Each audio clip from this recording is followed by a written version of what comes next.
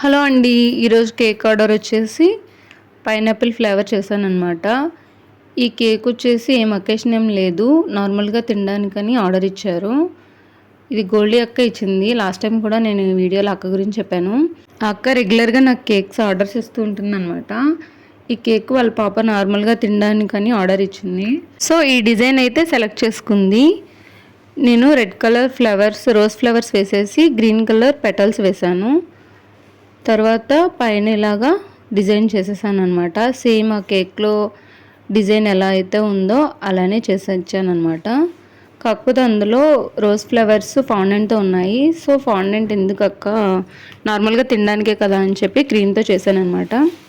తర్వాత చుట్టూ బార్డర్ కూడా సేమ్ నాకు రిఫరెన్స్ పిక్లో ఎలా ఉందో అలానే చేసేసాను.